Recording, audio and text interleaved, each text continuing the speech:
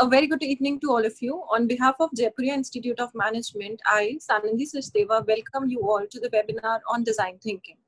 The Institute has always been at the forefront when it comes to inviting stalwarts from the industry on the emerging topics and facilitate the academia. Today, we have been endowed with the opportunity to listen to these stalwarts from the industry. We have with us Mr. Ajay Agarwal, Design Thinking Practice Lead, KPMG India, a dynamic professional with more than 14 years of experience, a proactive individual having strong international and domestic business experience in key account management, strategy business development, growth strategy, business advisory, program management.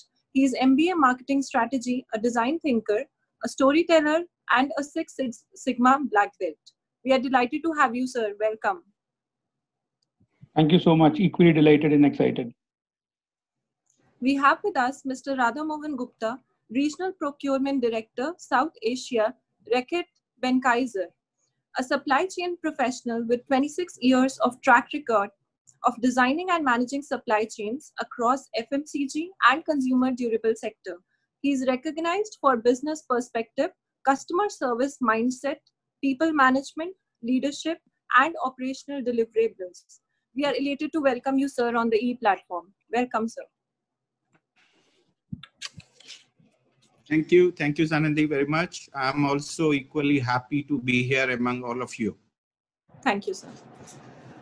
Mr. Vikas Madan, Senior Director, Capgemini, a seasoned professional and adroit leader with over 20 years of cross-cultural experience and right blend of technology, operations, and learning domains. He possesses a strong forte in project management, leading capabilities, service management, event management, and facilitation. We welcome you on the e-platform, sir. Welcome. Thank you, Sunandhi, and thanks everyone. Pleasure to be here in this panel today. May I also welcome Dr. Devendra Narang, Director, Jaipuria Institute of Management, a seasoned academic professional. Professor Narang has a rich experience of 25 years in the field of academia and management in best business and management institutes in India and abroad. He is known as an institution builder, an acclaimed teacher, a prolific speaker, an avid researcher, a consultant, and a trainer. Welcome, sir. Thank you, Sunandhi, and welcome to all of you. We have with us Ms. Anjali Khanna, Vice President HR, Jaipuria Group of Educational Institutions, a people-oriented person who believes that people can make or break an organization. A firm believer of people-first approach, she brings with her over 25 years of experience in human resource management, currently works as Vice President HR with Jaipuria Group of Educational Institutions. Prior to this, she has worked with corporates like CMC Limited, Randstad India Limited, and Indian Express. Welcome, ma'am. Thank you so much, Anandi.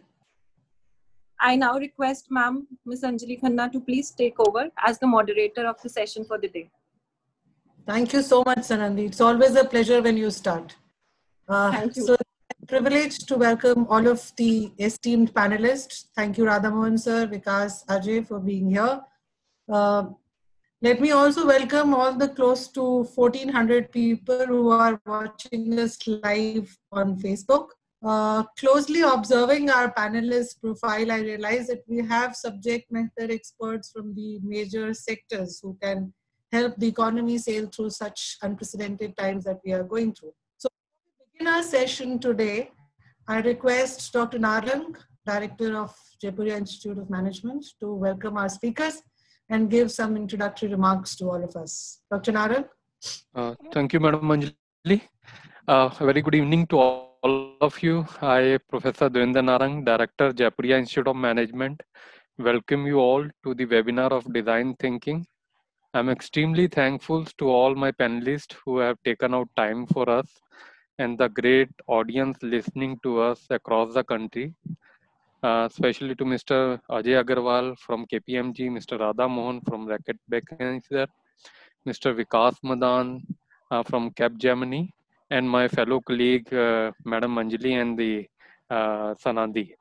My sincere gratitude to all of you Also a very warm welcome to all the participants from academia and the corporate on the C platform.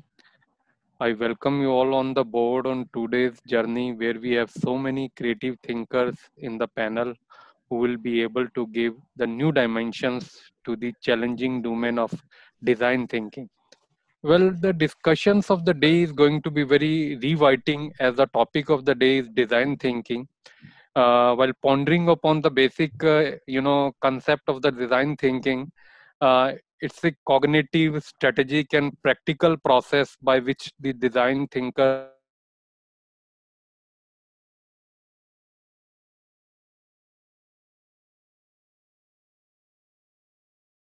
started. In fact, recently we have suddenly, listening to this, new areas from every corner of the business and the, on the language of the leaders. So probably, maybe I'm thinking probably it's a century back, why designs are so important. I wish I could go back to the time and spin the wheel of the time. Well, as I mentioned, wheel, it was a great invention. It was the most innovative design the human race has ever invented till date, a wheel on which the whole industrialization is based and which made our life so comfortable. So can we imagine our life without this? So the backbone of the modern world is this. So design thinking has a human-centered core. It encourages organizations to focus on the people they are creating for, which leads to the better product, services, and internal processes. When you sit down to create a solution for a business need, the first question should always be, well, what is the human need behind it? So if you actually focus on this, human race has been doing this for many years. It is the just that it has caught our attention recently, and this terminology coming up as the design thinking. Well, all the concept of design thinking are basically based upon our needs in different areas and our willingness to address it. We all are, in fact, it's my, opinion, we are all design thinkers, and some of us more innovative and proficient thinkers who are able to give shape to the idea which keep on germinating in our minds. Whenever they sees a problem, they feel a challenges and the solution is coming out. So like any an interrelated chain, if you focus, you will find each step intricately weaved in the next. So talking about the step of design thinking, first, as the process is shown everywhere, so first you empathize, an empathic understanding of the problem you are going to solve. Then you define, you put together the information you have created and gathered during the empathic stage. Now you have grown to understand the user and their needs. So you have analyzed and synthesized your observation. Then you end up with a human-centered problem statement. So next step is now you ideate by thinking out the box to identify new solution to the problem that you have understood. And then the post this, you can have the prototype by producing product, and then you test your probable solutions to the problem statement which you have set in the beginning. So this is all seems not as linear as I have mentioned in the process. This is actually, I feel it's a non-linear in nature. It's very iterative, and but yes, it's a flexible and focused on the collaborations between the designers and the user, with an emphasis on the bringing idea of the life. So well, if I this is the process which we know that, but if I talk about the education sectors, it is always imperative to find that what are the characteristics of the design thinking that make it particularly fruitful for the education, and how the design thinking applied in different education settings. and definitely the tools tools and the techniques which are applicable, the methods and the characteristics of the design thinking which actually suit to the education. We as an education institute are working on the way to find out these answers, but I'm sure today we have our so intellectual esteemed panelist with us from the industry, so they will definitely will help us to getting the answers very close which we have raised. So by these words I am closing my address. So but definitely I salute all my design thinkers of the human race, by virtue of which our life is worth living. Thank you very much and welcome you again. Over to Sanandhi. Thank you so much, sir, for your kind words. Requesting Anjali ma'am to take it forward. Thank you so much, Sanandhi. Thank you, Narang Saab. I was always confused about design thinking, and you have confused me further. So there is so much of buzz about design thinking, but one really keeps worrying about what design thinking is. And जो definition मैं इतने दिन से पढ़ रही थी, रट रही थी, आपने मुझे वो सुनाई, और मुझे लग रहा है मैं और confused हो गई. So I was also going through some research work that I was doing on design thinking. So I actually always thought, Ajay will, of course, when he speaks, he will correct me, and so will Vikas and Radhamohan sir. I always connected design thinking, or for that matter, project management with IT. I always thought this was hardcore IT, unless sometimes like Vikas only clarified some bubbles around project management for me. And then I thought design thinking is IT only. And then I came across one article on internet which said some case studies about design thinking. So I thought ye to Apple, Microsoft hoga, and it started with Apple, Microsoft applied design thinking to improve their products and services. But then I realized it is also talking about Pepsi or the banking sector, and Ambro. And then what was very amazing was that GE had some GE Healthcare used design thinking to redesign their MR scanners by the use of painting and storytelling to help kids who are being investigated at that time. I still could not fathom the logic of using storytelling and painting for this. So probably pick this up at the appropriate time. And what was very funny was that a second grade teacher used design thinking to reconceptualize the the whole classroom structure to make it better for the students and their needs. So the story actually said, the case actually said that he discussed with his students, which were just about second standard would be what, 6-7 years. And this 6-7 years students were made to answer his questions about what was good in the class, what was not good in the class.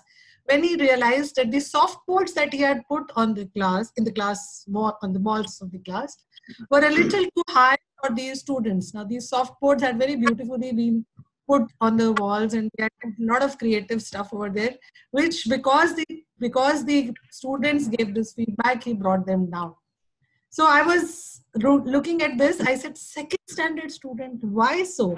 Why second standard student? How can they give, this kind of reply to, or how can they help in design thinking? Or unko to apna hi design nahi pata hota bachcho ko, how will they do some kind of a design thinking support?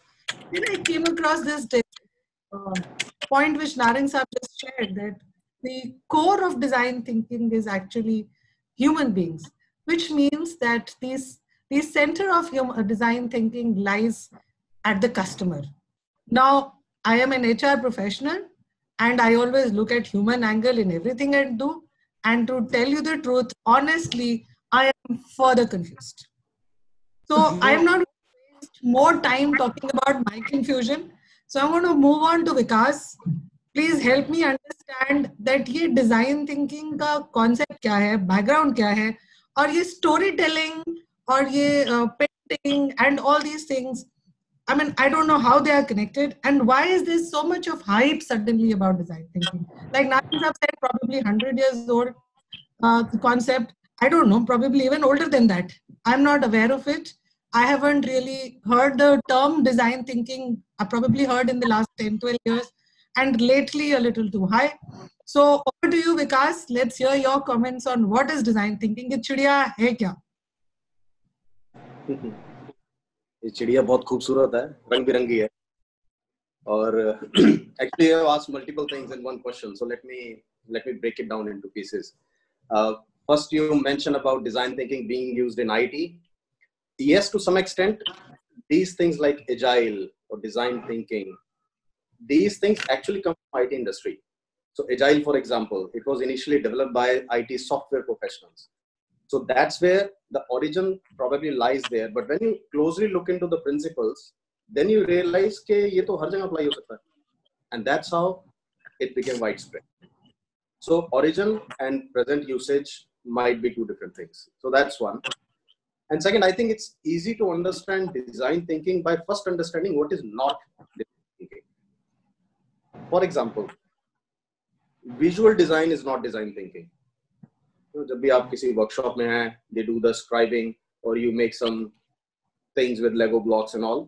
That is a tool which is used in design thinking, but that is not something which we call design thinking. Second, design word in dictionary, it has noun and a verb both. And people get confused that design thinking, design is probably noun. No, it is not.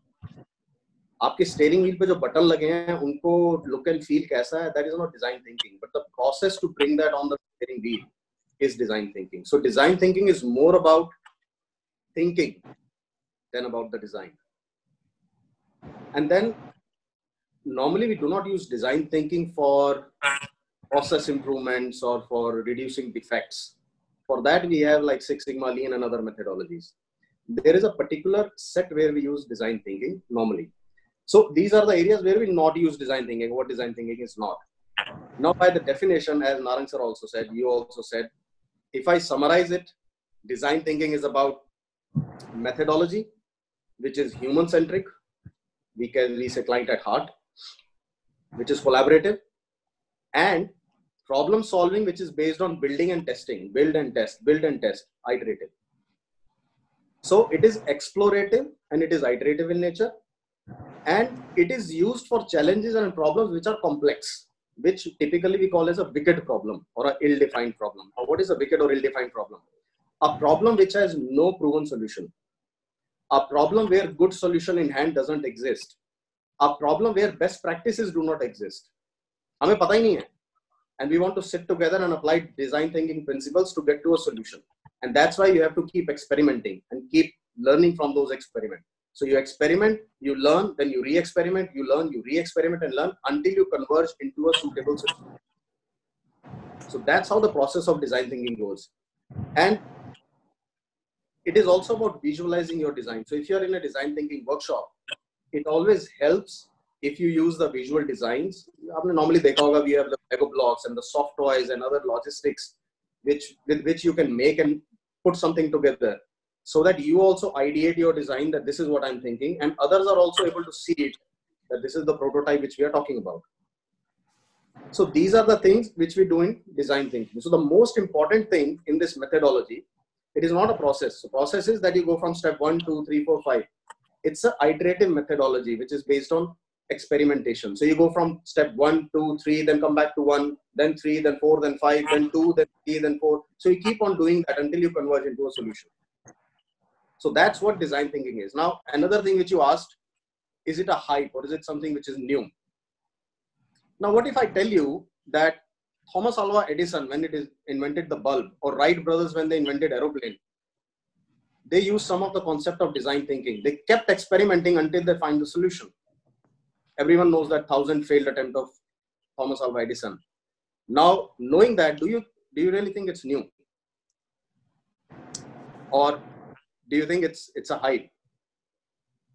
And as Narang sir said, it's about 100 years old. So I don't exactly remember the name of a person, but his last name was Taylor. And that person in late 1800s and early 1900s, he used this design thinking concept to design the tools of the coal mining people. He was using design thinking principle कि ergonomically ये वाले tools कौन से suit करेंगे इस miner को so that he is able to have maximum productivity. So he kept on redesigning those tools and taking continuous feedback from those people. So that's what we believe is the origin of design thinking. But later on, it was adopted by ITO and other organization, and they formalized it. See what happens actually. ये जितने भी researchers हैं, they look into that what has worked in the past. Why some people and some experiments were successful, like Wright brother, like Edison, and then what methodologies did they follow, which was workable. And based on that, they define a framework or a methodology, and they box it, give it a name, and then give it to entire set of people or humanity so that they can use it widespread. And now you have something which is proven, which has been used in the past, which actually helps. So it higher your chance of finding a solution if you use these set of methodologies in your problem. That's what design thinking has been boxed. And same is the process with Agile. I mean, these two terms now, what I'm now telling you is my personal belief. So my company has nothing to do with it. Yes, design thinking is useful, and it is not very old methodology. But again, everything has some commercial entanglement and economic purposes attached to it. And as I always say, we as Indians, we are very great in finding a solution and delivering it. What we lack severely is how do we present it to the world. The US, on the other hand, is excellent in putting a presentation layer around everything they do and sell it to the world. You take like neem, turmeric, yoga, everything we have been using from time immemorial, but US patented it. Although now it's back to India, but that's how the presentation layer works. And is it a coincidence that both Agile and design thinking, the two most popular terminologies which we have been using for the last 1 decade, both come from US? And as I said, this is my personal opinion about it. And another reason I think it has become more popular is lack of knowledge with the people that where exactly design principles are normally applied. It's people believe that it's one size fit all formula. It is not. It's actually one size fit one. And that's why tailor-made, Taylor was the person who initially designed it. So it's tailor-made, it's bespoke. So that's what what is not design thinking, and then what is design thinking, where do we use it, and why it is so much of hype about it. That's how I believe. Great, thank you so much. So we have people from various communities over here, whether it is IT sector in our participants list. I can see questions which are specific to every industry possible. So now I'm getting very inquisitive to at some stage probably ask one of you, how does it work for the HR people? But over to Ajay. Ajay, you have to unmute yourself. So Ajay, I think lovely start given by Vikas, but I want you to answer now. मैं अगर ये बोलूँगी कि थोड़ी सी और confused हो गई हूँ in terms of when I talk about specifically every industry that we are talking about. So you come from IT industry, and rather both you and Vikas are IT people that we have. Tell me, how does it support the design thinking is specifically supporting the IT setups, and especially in this kind of time that we are going through right now?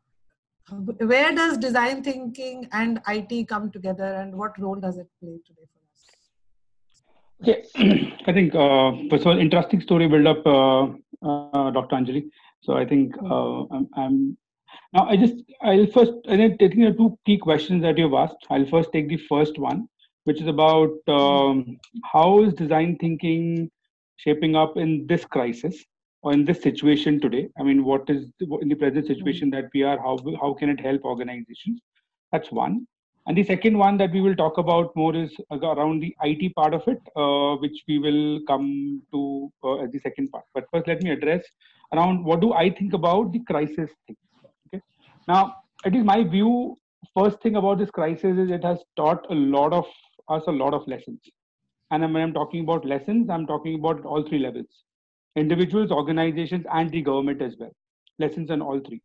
The biggest lesson that I feel that it has taught me is that the planet is not only for humans. It's for every inhabitant that is there living on this planet and occupying this planet. Now, what does this mean to designers? Let's try and I feel that in all our contexts, everyone who's there on this call, attending or organizing or being a part of the panel, all of us are designers in some shape and form. What does it mean for us? Okay, I think 3 principles, and I just take it as 3 principles. How do I understand design thinking? 3 principles that I look at. Empathy above everything. That's 1. Second, I look at it as experimentation is the only way.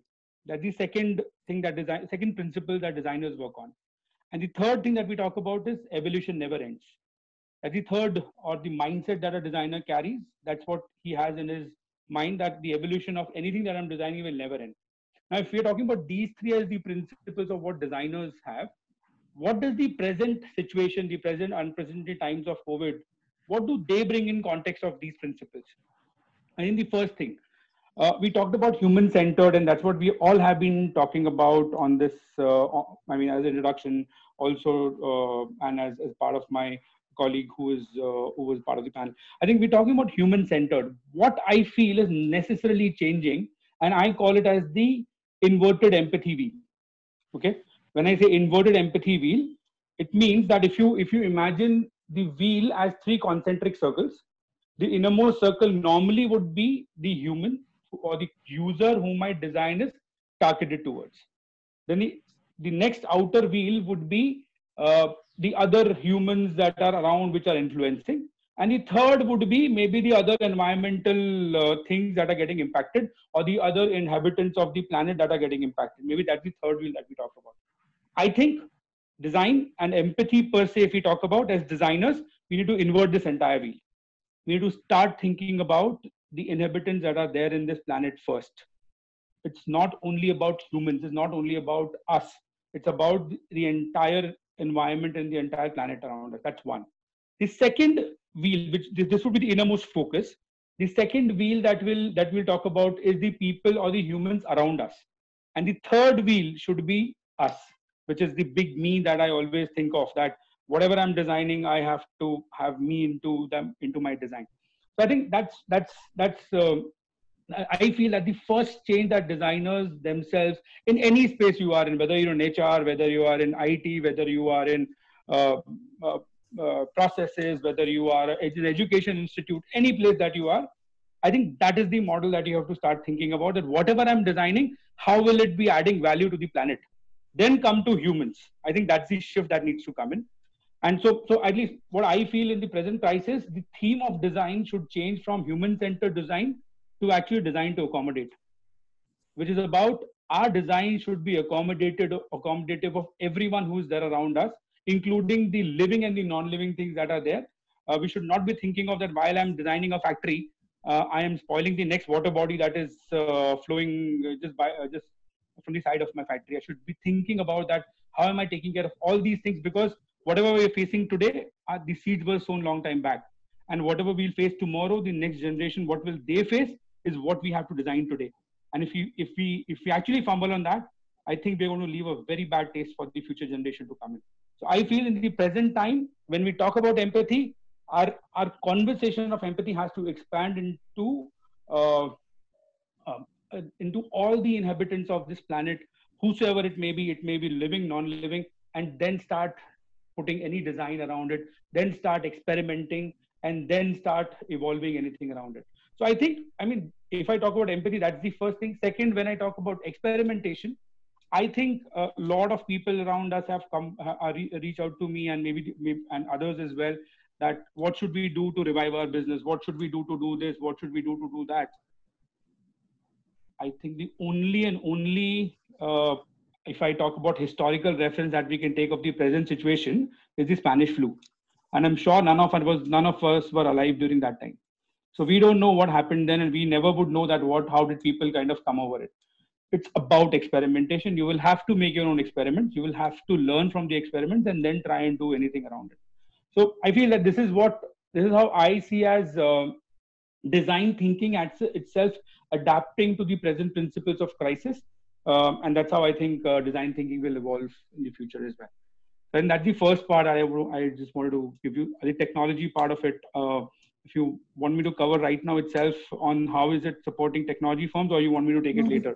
No, maybe we can come back to it later. Yeah. Thank you so much, Ajay. Just two things. One, in between your voice is fading. So if you can keep your mic closer to you. And so are you hiding in between. So if you can just, sit back. Yeah. Is it better? Because you are gone, so your camera is off to see if there is any technical issue. So coming to Radhamohan sir, thank you so much for waiting. When it comes to design thinking, the next buzz around, which is not coming from these two gentlemen here, not from their industry, but when we move out, or rather with one concept which is very, very important these days and picking up, practically taking everybody by the wave is SCM, the supply chain management. How do you see these two connected, coming from a retail sector yourself? You are a FMCG person. How do you see this getting connected? Okay. Thank you, Anjali, for I've been hearing two views and could see the totally different views from Vikas and Ajay, but the concept remains same. So it was good to listen from my co-panelist over here. However, I think before I go on how it is relevant to supply chain management, I think we have been hearing, and in this pandemic, even our Honorable Prime Minister talked at least 5 times into his last address about the supply chain management. You will see wherever I go, I start with that. Why it is so important is SCM, and how design thinking is relevant to it is, we need to first understand that what is this supply chain management. If we look at it, this is something which delivers the expectations of the customer from one end to another end. And we know the consumer behavior is totally changing now. They are more experimenting, their purchasing power is going up, brand loyalty is no more there. And because consumers are changing, the markets are changing. Now markets are moving from, the product differentiation. Now a toothpaste is a toothpaste is a toothpaste. Monopoly is gone totally. You come out with a product, you find that there are products already available, or they come very next day, which are similar to your product kind of thing. So markets are changing. When we see consumers are changing, markets are changing, then these are the supply chains. If you see in the market, if you see the brands are being fought by the marketing function, I think the ammunition is being given by the supply chain management in terms of the product design, in terms of the right time deliveries. It could be even the cost, because the market is very cost sensitive. So supply chain management has become now a weapon in the hands of the organizations where it plays a major role. Now that is the part of supply chain management. Now, if we talk about the design thinking, as per me, the design thinking has, and somebody has already mentioned about it, it is in our day-to-day life. Every one of us is a design thinker. We are designing one or other thing in our life kind of thing. So it is, as per me, it's an iterative process. And looking from the supply chain point of view, we put ourselves into the shoes of the end user. We try to understand that what end user really wants. Number one. Number two, what we challenge the assumption. Only this product or this solution can be given. Why? Why there is no alternate available? So we challenge the assumption. Number two. Number three, we go and then we redefine the problem. And once the problem is redefined again and again and refined, and then we get to the solution that for this problem, this is the solution. You do the prototyping and experiment. Let me give an example to this from FMCG industry. If you ask a consumer or a consumer if he wants a glass cleaner, I want to clean my glass. It's as simple as that. One approach will be that I have a product which you take and then take from the bottle, maybe in some wiper, and then start cleaning the glass. It becomes very clean. The glass becomes very clean and the objective is achieved. And what supply chain has done here is designing a product which functionally is approved by the consumer. Very well job done. Now what a design thinker will do is that what consumer needs is cleaning the glass. right? That is the functionality. However, if you see the design thinker, while the product is being designed, if he puts himself into the shoes of her, the consumer, then he'll say somewhere she'll have to pour it. And how she'll pour it, maybe from the bottle. It could be a pump, it could be simply in a lid, you take it and then transfer into a wiper kind of thing, or a design thinker will, one of them will think, it could be easier to spray and let us have a trigger over there kind of thing. Now that is design thinking. When this product goes to the consumer, she sprays it, she does not have to take it out. Perhaps there is a small wiper also attached, which she does not have to carry separately. And then she cleans with that one. Now you see the experience of that consumer, she will be simply delighted. Again, the function is only cleaning, but it is the experience. So what point I'm bringing is the supply chain management and the relevance of design thinking is that now the supply chains are not delivering the products. They are delivering the experiences. When some of the product reaches your home, now one of other example which I give is some of the perfume delivery companies, when they are going, when you open the pack, the perfume comes out because the packaging is designed that way that the sample perfume comes out, you can smell it and you get delighted. So I think the point I'm driving over here is that supply chain management now is going, because of this design thinking, from the product delivery to the experience delivery. There are 3 points which I'll try to make, that rather than concentrating on the product, the design thinkers in supply chains are now concentrating on the consumer job, what consumer wants to do. Number 2, it is like solve the problem for the consumer, not for the consumer, but with the consumer. You know, you be in her shoes, find out what all is required. So solve the problem with the consumer. And finally, that no solution is final one. The design thinking, in my opinion, is problem centric, not solution centric.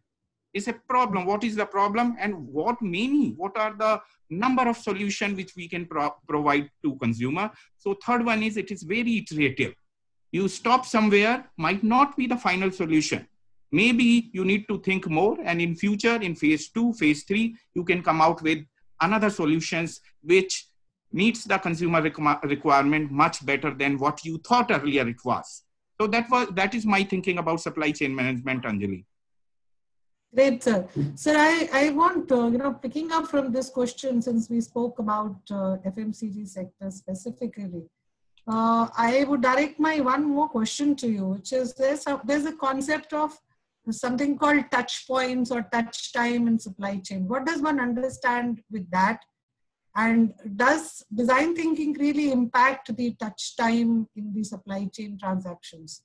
And does it really fail also? Have we seen some kind of design thinking activities failing in the SCM or in the FMCG market for that? Sure. I think I'll take one by one. One thing is the touch points. What are the touch points during the supply chain? So I think while you start right from sourcing to product design to manufacturing and to delivering it finally to the consumer, these all are the touch points, right? And these touch points could be internal and it could be external as well. These all, whatever the process which are involved into supply chain, those are the touch points. And now coming to your point that how design thinking is improving, or how it is impacting the touch points, I would say I would answer this very briefly, that during the design thinking process, you have traveled the road so much, so iteratively, that the chances of success are much higher. And talking about your point on the failures, I think the design thinking works on the failures. More you fail in the earlier stages, more you succeed later on with the consumer.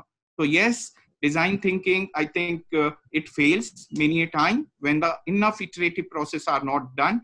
However, if you take consumer right from the beginning and be in her shoes, the number of iterative process and number of the issues you involve in resolving and then bring out the problems, I think the chances of failure go down. Great. Thank you so much, sir.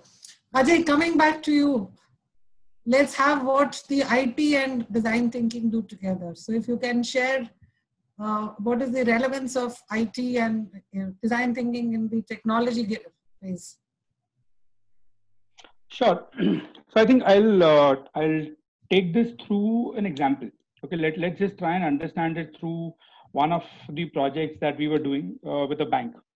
Okay, so the project was, the bank was trying to automate or wanted to automate its entire document management system, or they wanted to go digital. And the first, at a very primitive stage, the initial requirements of going digital is that your entire backend of documents and everything needs to at least be digitized first. And you need to have that first in place, and then you get into any kind of front-end applications and things that you develop. So they were going through that journey. So as an organization, we got that mandate, and we were trying to look at how do we start with our entire design of the system and the processes, and how do we map it and all do together.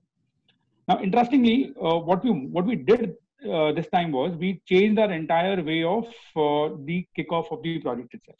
Okay, so, and this will give you a lot of clue about how design actually helps into any kind of IT projects as well. That's one part of it. And I'll also try and touch upon that how does technology play a role in enabling design. That was also a separate thing that I'll discuss. But first, let me cover this. So then, when we started off with this entire project, while these specs were really clearly laid out as a part of the RFP, the request for proposal that they had given to us, we wanted to still do an exploratory workshop with them, the entire empathy phase of design. In that, what we requested the customer, and I also talk about some challenges that we normally face. What we requested the customer is we did an entire user stakeholder mapping of the system, and we tried to bring out that who would be the impacted people who would be using this system. And we also wanted to bring out some end customers like me and you who are using banking services, because ultimately in the end we will get impacted somehow. So we brought them into an entire at one single place, and we started doing an exploratory workshop around understanding, using design principles of empathy, understanding in a very open-ended way to look at what are they going through and what are they expecting, what are their aspirations, what are their challenges that they're facing with the present kind of system that the bank has. Initially, what looked like a 3-pager spec document got converted into a 14-pager spec document, saying that these are the things that we will need to do additionally if we have to add value to the entire challenge that we are trying to address for the customer by implementing a technology into the client's environment.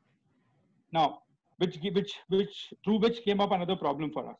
That because it was an RFP, we had already bidded for it. We already had a amount that we had quoted for it.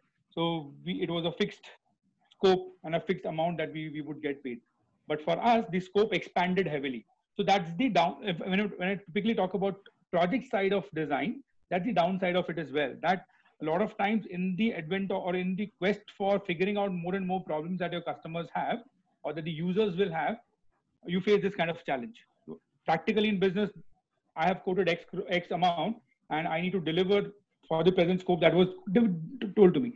So now what happened? The approach that we took that entire specs document to the CTO of the bank, saying that while the scope that you had mentioned was this, but today from our entire journey that we have done with your users and customers as well, this is what we see as the problem that you have, or these are the various problems that you have, which is much beyond what you are right now envisaging.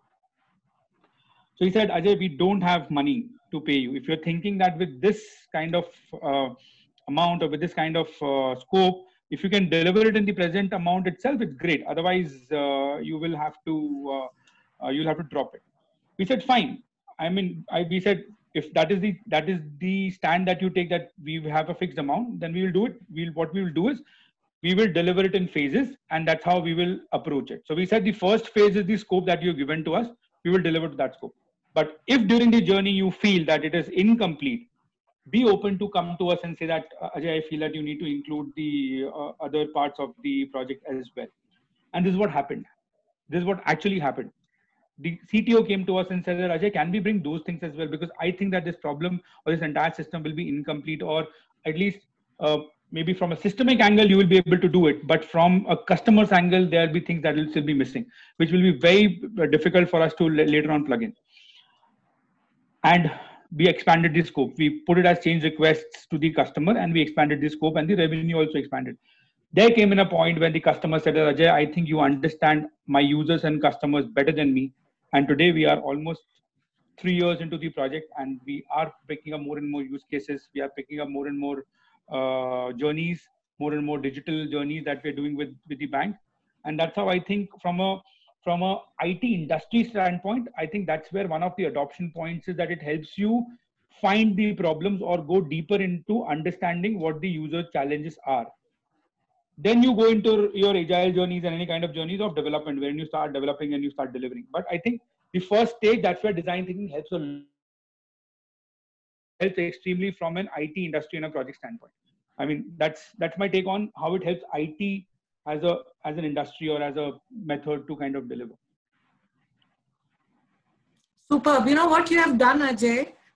In the process of answering my question, you have also satisfied one person who has written on the chat window, why don't you give us some real life examples? So I think this has also been sorted out for him. Thank you so much. So back to you, Vikas. We are a management institution and we have lots of schools. Now I have two major questions for you again. One is that we hear a lot about Capgemini's, design thinking labs that you have. So we would like to know about them. And secondly, if we were to start a similar kind of a lab in our college, what would we be required to be doing for that? Can we do that? Can we not do that? Maybe we cannot, I don't know. Yes, why not? I mean, anyone can do that. And that's the principles of design thinking. You know, one of the chat questions I came across, the person was asking, if I'm not very creative or innovative, can I still apply design principle methodologies? And the answer is why not? And that is why people have boxed it, given to you as a methodology. You follow that. So it doesn't require that you have to be very innovative if you want to, but if you follow these methodologies, you will come to an innovative solution. Obviously, there is a teamwork and there are other factors in it. Far as Capgemini is concerned, we do have our labs and we call them ASEs, Accelerated Solution Environment Labs. And there are also AIEs, which is Applied Innovation Exchange Labs. And we extensively use our design thinking principles there. If I give you some example, like this situation. So I'm part of the university. There is a BU called University in Capgemini where we design all the courses for our people. This COVID situation, it changed our way of delivery entirely. So we have our campus in Paris and it's fully loaded, always unavailable. And now it's completely empty and it will remain empty till Q1 of 2021. Because all the programs were heavily getting delivered in face-to-face setup. And we have a huge setup there and all technically hi-fi things. In fact, we were also thinking of having a hologram of our CEO there on the stage at one time. But now if we have to change the delivery, there could be two things. What I have seen many institutes doing, they take their face-to-face delivery and put it on Teams or Zoom call or Cisco WebEx and try to deliver the same. Now that's not design thinking. Design thinking is not that you are delivering your curriculum virtually. Design thinking is about designing the curriculum to be delivered virtually. So it's a completely different shift. So you have to design it so that the adequate level of engagement is there for the participants. The content is absorbable. In the classroom, they can sit for 2 hours, but on web, it's very hard to make them sit for 2 hours and not doing anything.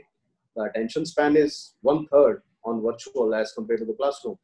So these are the principles you have to keep in mind. Again, keeping them in the center and then designing course around it. So how we do it, we have launched a particular program that I am designing for virtual. I am launching 4 different types of surveys. One is for the batch who graduated in the last 2 years. Second is for the alumni batch who graduated 3 to 4 years back. And we are asking them suitable set of questions that what do they feel about the program and how it can be taken virtually. Third is the outside view, where I'm interacting with the external training providers and asking them that what our competition are doing, what they think will work in the virtual design.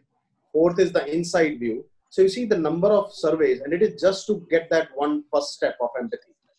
What would people feel? How would people feel that how the course should be designed, so that we can design an adequate course around that. So these are the things which we typically follow in today's environment. It has to be virtual, and then we will do the virtual interviews with these people, and accordingly, it's a one-year journey. And while other things are going on virtual, some of the courses we are redesigning, and they will be live in January. So that's one part. Second, about the labs, the ASC labs, the AIE labs, which I talked about. These are in multiple countries, in multiple provinces. And in these labs, it's based on, I think, the simple quotation of Einstein, which says that doing the same thing and expecting a different result is insanity. So normally we get into a call in a conference, we have our laptops with us, there is a projector screen, someone is doing the slideshows, and then we expect that we are running a design thinking workshop and we'll come out with something innovative and creative. No, human brain doesn't work that way. So in our labs, all these typical setups are not allowed. So you will find at a very basic level, bean bags, for example, soft toys all around. You will have Lego blocks. You will have some thermocols and some other different type of things which you can just pick and you can create something. You will have whiteboards. You will have post-it pad. You will have brown charts. And in these environments, you are not allowed to bring your laptops or mobile phone. You are not allowed to give any presentation. It's about you all sitting together and thinking that this is a problem statement. What potentially could be a solution? You know, one of the methodologies which you talked about is empathize, define, ideate. That is one, but that is not the only one. Design thinking has a lot of other methodologies. Now, in another methodology, it talks about double diamond method. Another methodology talks about what is the problem? Then what if we do this? What if we do that? What wows and what works? So there are different methodologies. So we sit together, we brainstorm, we use all these different things, and there is a reason why these labs are designed in such a way so that it kicks in the innovative and creative part of you. You are not bound by the typical, my presentation, my laptop, my slides thing, and you think out of the box using these different equipment. So that's how we have designed it. In our AIE labs, you have all the technology stuff there. You have the AR journeys, you have the VR glasses, and you have all other tech things which help you ideate that what different model out of the box thinking could be. So if institutes like Jaipuria have to design it, then yes, you have to first design a lab which follows these design thinking methodologies and help people come out of their regular day-to-day thought process and start thinking creatively towards the problem solving. Because as I said at the beginning, design thinking is not used for your day-to-day problem solving thing. Design thinking is more about the problems which are open-ended. Problems are not well-defined. Solutions do not exist. Best practices do not exist. And you have to come up with something new, innovative. So you cannot innovate until you start thinking creatively. You cannot think creatively unless you come into that environment which encourages you to think creatively. Mm-hmm. Great. Does that help? Ajay, I was just thinking, is there a correlation between what Vikas just explained and the concept of these tinkering labs that we have in our schools? Will it be connected? Vikas, Ajay, any one of you, or Narang Saab, can you help me understand this? There is a concept of Atal tinkering labs that we have in our schools. Now these labs, there are a lot of things around and we learn to develop new solutions through that. Now the other day our school principal was showing one stand that the students have created which can be used for using these, taking out these sanitizer without using your hand, no? So in fact,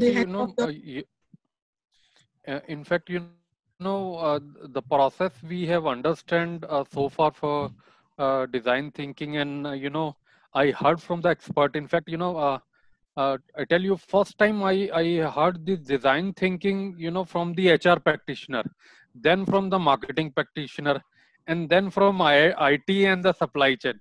So, there is, what is my understanding, design thinking is still evolving from the domain wise to domain, from one domain to the other domain, and still it is designing. And you are rightly said, what we are having in our Atal Thinking Labs in various schools and the colleges, in incubation centers also,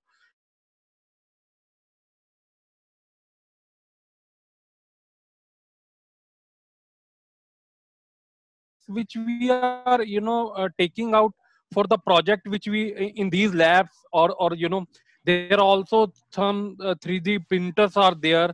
There are some this softwares are there, where the same type of process which we are using by the student and by the faculty also. And one thing more, I'm wondering, while I listening all this, in education, we are having one, course, which we are delivering to every management student, that is called the research methodology. Vikas has just mentioned the various methodology in his, recent, address. So, if I comparing that research methodology and the research design thinking, there is also precise and predefined, processes there. So, having starting with the research problem, with the research question, then, literature review, then, having the objectives, and then the hypothesis, and then implementing the tools. So if we see, there are the, these are the step by step. And if I compare, I always go back to there, and I thinking, that is also a kind of, design thinking, which we are, taking up for, solving one problem, whether it's a management problem or the, medical problem, or any other problem. Absolutely. And we also have so maybe our industry expert, right. Okay, I'll just take a shot at the Atal Tinker Labs one. I think what we need to understand is in the world of experimentation, and in the world of new product development or new service design and all these things, there are two kinds of methods that are prevalent. Okay, there's one method that talks about a lean startup. Okay, let's try and understand these two also. This will give you a clear differentiation. This will also add some steam to what Dr. Narang was mentioning right now. So I think when we talk about a lean startup, the key difference is lean startup starts with an idea. Okay, you have an idea saying that we want to build a, suppose I'll give an example, we want to build a sanitizer dispenser which should not be using hands. Okay, now that's an idea. And we straight away start our experimentation, and we start our whatever visualization, and then we start our protos, and then we try to bring out the final design of the product that we want to bring in. Wherein what design says is, fine, whatever your idea is, let's leave the idea aside right now. Let's understand the users first. Okay, let's go and understand from the various people who are going to use this dispenser, or who are going to use whatever the solution might be, going to use that, and let's try and go and understand their expectation and how will they use it, what will happen with them. And to tell you one more, just to add one more point here. So I mean, there's a difference. So lean startup starts with an idea. Design necessarily will always start with a problem and finding the problem, and not kind of just jumping onto a solution directly. And when we also talk about, so Atal Tinker Labs, I think some part of it is based on the lean startup principles as well. So, so I think that's something that we need to just bifurcate clearly, that what, and organizations, when you talk about my organization, we're talking about other organizations as well. I think organizations have both kind of projects. Okay, the challenge with design is it always takes it kind of slows down a bit, and lean startup is very fast. It will give you very fast results because most of the startups that you see today coming up are all based on lean startup principles. Most of them. 4 students coming out of Jaipur Institute of Management feel that it's a great idea that they have. They will start building it. They will start pushing it to the market. They have an MVP, minimum viable product. They will push it to the market very fast. But risk is high. But when you look at the design principle, risk is lower because you have involved the customer or the user at various junctures across the entire journey. The risk is lower, but it's slightly slower as well. So, I mean, that's the frame that we need to understand the things that the activities that are going on. Because I have been to Atal Tinker Labs in Mumbai. I think they work on both the kind of principles, both the kind of things that they are working towards. So that's, I think that's another aspect. And coming on to one more thing that Dr. Narang highlighted about research, I think one thing that we need to also kind of understand that from a research standpoint itself, I think the focus of an empathy-based research, or the way that you drive an empathy-based research, is very different from a way that you will drive a normal market research by. Okay, when I try, I mean, any survey-based research that you do, if I want you to visualize how the whole survey-based things work, if I'm doing a survey, I will typically try and go broad. I will get the broad trends of what is happening and what not is happening. If I have to go deep, that's where empathy research comes in, wherein I need to go and understand the whys and what is happening, why is something happening. If I see an hypothesis there, or if I see some trend happening there, why is that happening? That's where empathy research will come in, wherein it's about going and spending time observing, engaging, and immersing yourself into the with the user. I mean, we have been a part of projects where we were designing a product for a e-commerce company, wherein we went across, we went and met physically, face to face. We spent at least 4 hours with 200 plus senior consumers across India. When I say senior consumers, I'm talking about senior citizens. So we wanted to understand that who are the new senior citizens of India, and we wanted to also understand that if this e-commerce company has to design its entire e-commerce experience, as well as looking at products that are there targeted only towards senior consumers and delivering experiences to them, then the empathy approach will take. And in that, they also wanted us to say that please do the market sizing also for us. So we did the market sizing, but the approach to do the market sizing was very different versus when we went into deeper understanding the consumer behavior and understanding consumer pains and what are the senior consumers expecting today. Great. I really do not want this conversation to end, but I think we're almost there. Just before we end, Radhamohan sir, there is a big list of questions that we have got. But one question I want to ask you, and then last question I'll ask these two gentlemen to quickly answer, and then we will close. In the present scenario, how do you see design thinking supporting our socio-economic systems of where we are today?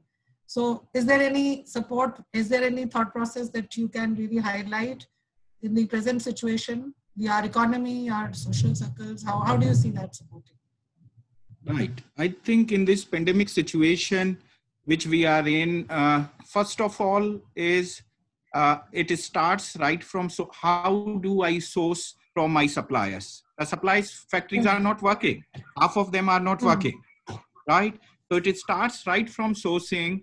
That the problem, I can run my plant when my suppliers' plants are running, because I'll be able to produce only when they are able to supply to me. So number one. Now, if we take, I think we have to take each link of supply chain, but I'll try to answer this question from this first link. And then I think same can be extrapolated to the different links, right? When you are producing, when you are supplying, blah, blah, blah, to the last mile delivery as well. Now, if we are saying that how the design thinking can help, now take the live example where your suppliers are not able to produce. Now that's where it comes in, that how do we collaborate with the suppliers? How do we build up on each other's capabilities so that your suppliers are able to produce? I'll give again an example. If you are in an essential product production company and you have got the different support from the government, I think same could be passed on to your suppliers, that they are supplying to a company who is producing essential products, and they should get all the facilities, all the deviations which are given to me. Now that's where the collaboration comes in, number one. In this pandemic situation, you will also find that design thinking, I think it's a wonderful example, and it breaks all the book rules in terms of the ABC analysis, because that last E-class item can stop the production of your A-class item. And that's where your design thinking comes into the picture. You think innovatively that whatever goes into my A-class item is A-class raw material for me, because that smallest one also can stop my production. So that is another design thinking which comes into the picture. Third, which if I relate particularly to this pandemic, is that there are big suppliers, small suppliers, medium-sized suppliers, and the one who got impacted majorly are the SMEs, which are the small suppliers. They don't have the working capital to operate with. And that's where, again, it comes into that which kind of processes you design in this pandemic situation, this crisis situation, so that they get their working capital fast. And then there are methods, supply chain financing, cash discounting, providing them, supporting them to fund. I think, again, it comes to the design thinking that you are thinking out of the way to collaborate with these all suppliers and trying to come out of the situation. And let me tell you, this is entirely for your reason that you want to run your plant. And that's what all things I do, so that it supports that final objective which I have in my mind. So this is one of the example, Anjali, I can give in the crisis situation. Similar part I think can be extrapolated for the last mile delivery. When I supply the product from my plant to the distribution center, how I'm ensuring that they are reaching my consumer. Maybe I'm transferring them directly. Maybe I'm having direct collaboration or the tie-up with Zomato, Swiggy, etc., which happened recently, by the way.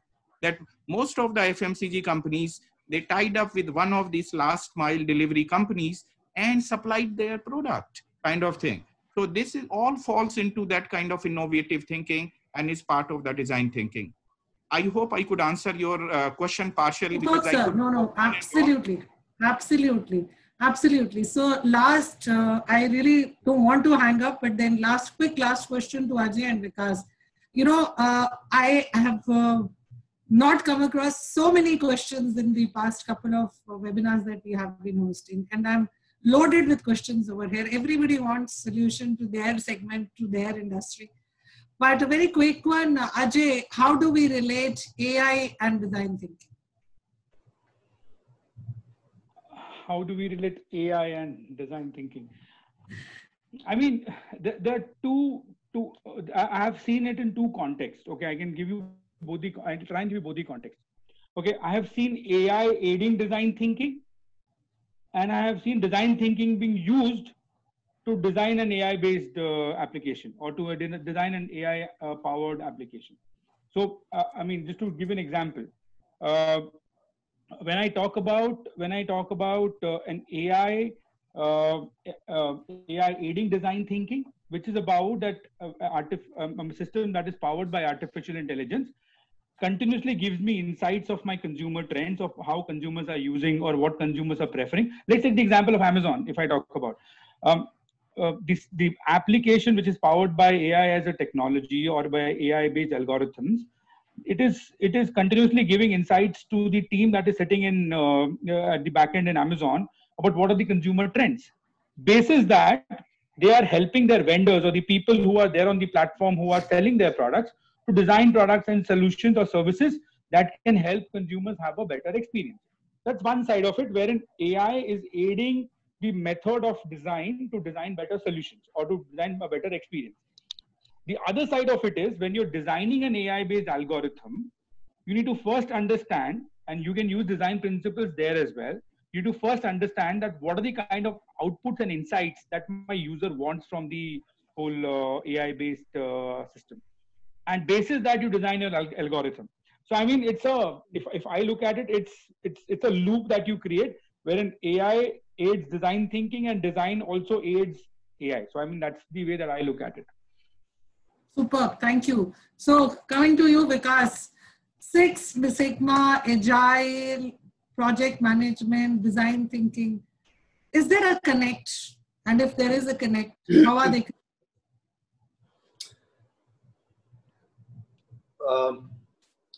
You know, that reminds me, once I was, so I know a little bit of astrology as well, and I was talking to one of the astrologer that astrology, numerology, tarot reading, how are these all connected?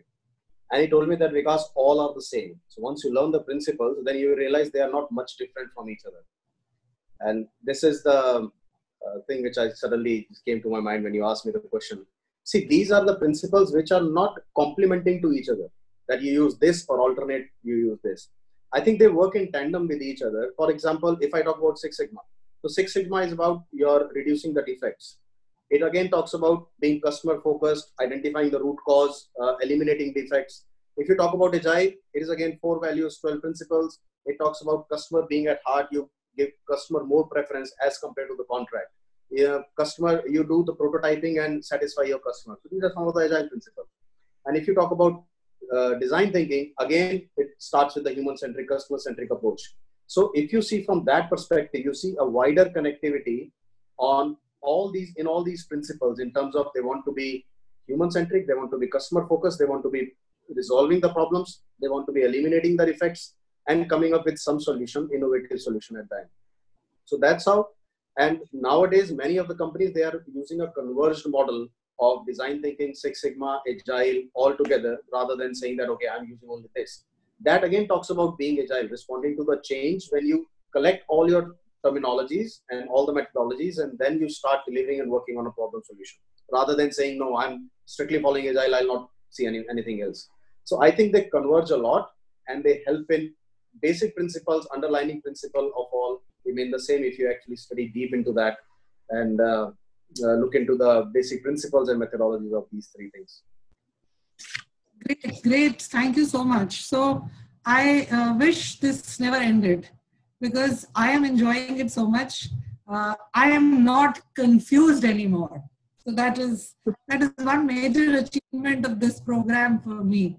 I was utterly confused. Looking at Sanandhi smiling, I'm sure she's also thinking the same way. Ma'am, you're just getting my thoughts away.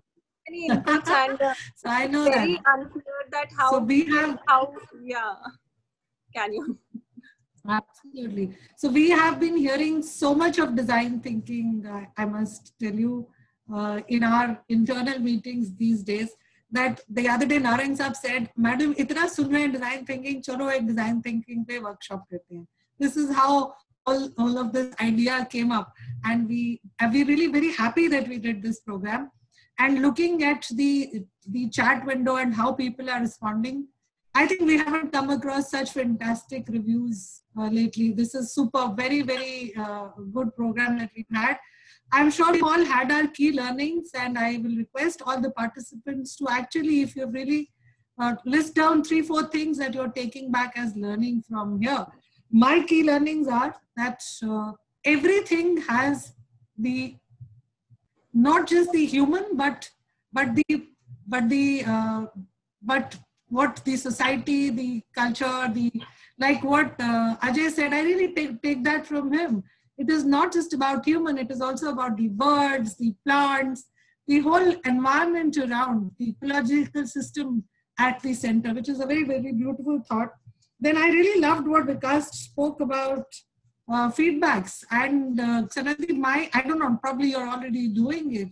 When we are designing our courses, our syllabus, our curriculum for the year, we go back and we ask our alumni what are the problems that they have faced in the last 2-3 years, and maybe we can look at redesigning our curriculum using the design thinking patterns. Only probably we are already doing it. Better curriculum. And then what Radhamohan said, customer interest, simultaneous promotion of all interest.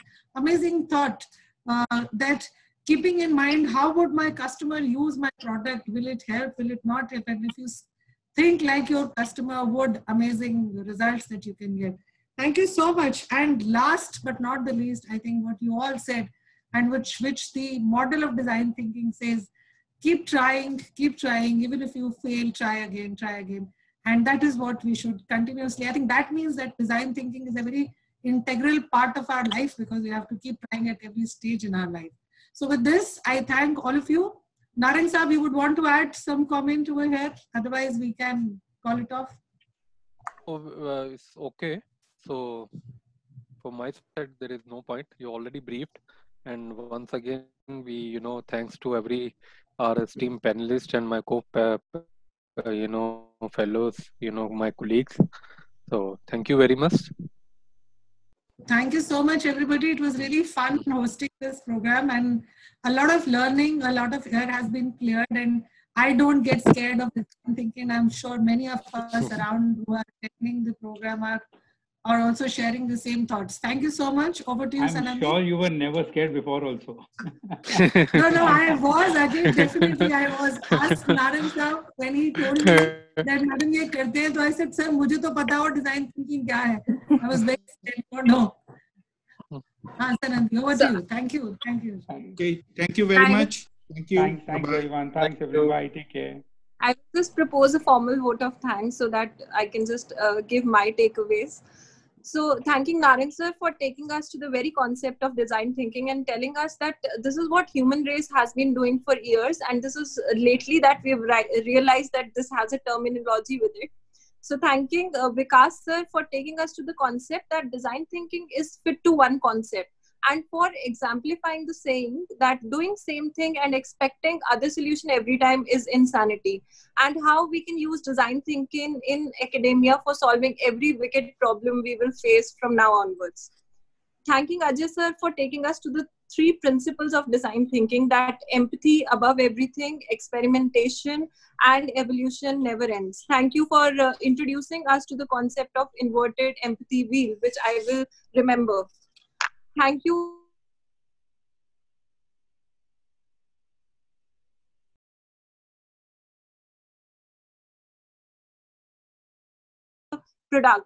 From a product delivery to an experience delivery. Thank you, Anjali ma'am, for taking us to the thought that how a secondary teacher took up design thinking to reconceptualize the whole classroom. I'm sure your confusion has given us a lot of answers, given the audience a lot of answers. Thank you all the panelists for being with us for the day. We've got a lot of insights from all of you. Gratitude to all of you. And thank you all the people who are listening to us across India.